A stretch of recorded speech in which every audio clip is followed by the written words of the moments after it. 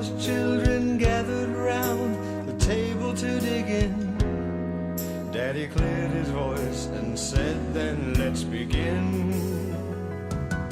Let us pray on this day of our dear Savior's birth. Hallelujah, hallelujah, hallelujah. Man, praise Jesus. What a beautiful day. Isn't it a fantastic day out? Now, I know what you're thinking in a lot of parts of our country right now. There's some bad storms brewing. There's a hurricane pushing in on the Atlantic coast. But you know what, through all that, it's still just a beautiful day. It's a beautiful day in the neighborhood. You woke up alive, and that is the beginning of a wonderful day. Has all the potential and all the possibility sitting right before you. And all you have to do is step into it. We step into it by Jesus. And part of that is our perspective. So often, because I think back, you know, when I was younger, my parents would give me chores to do, and I'm like talking to my friends.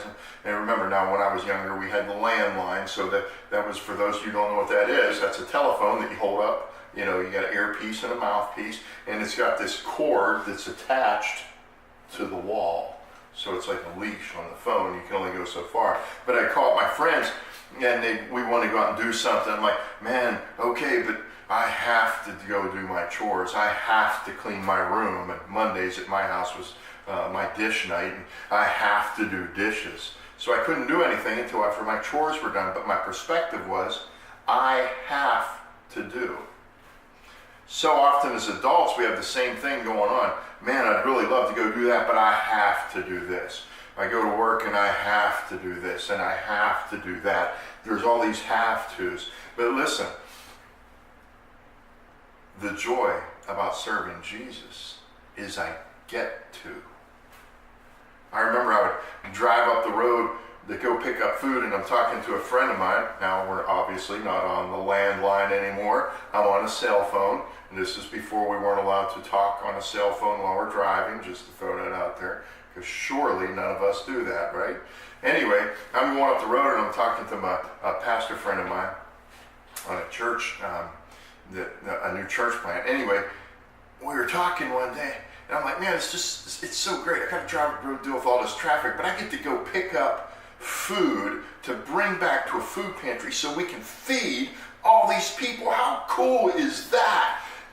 And you know, and we just got going, and he's like, yeah, and I get to go to the hospitals and pray over sick people, and I get to preach the word of God every single Sunday and every Wednesday and every Thursday.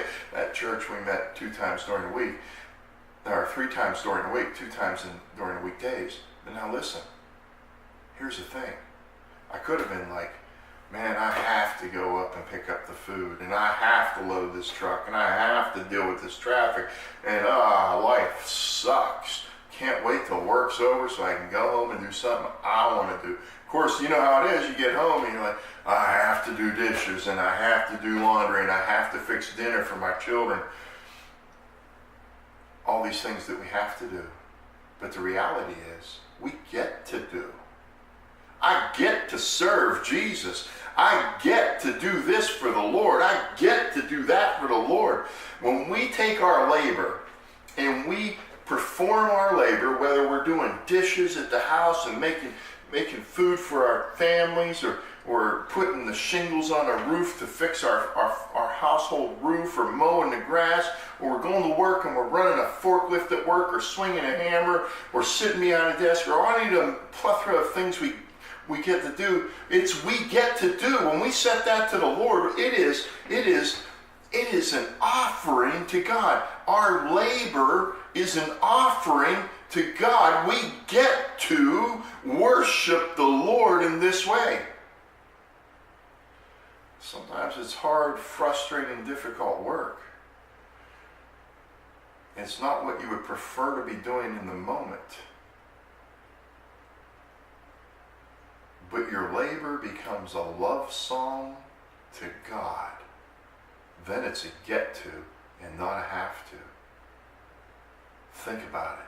Be blessed and be the blessing. Hallelujah. What a wonderful day. I knew the emptiness of being all alone. Though I'm many miles away from the home I hold so dear, Daddy's words are there still ringing in my ear. Let us pray for this day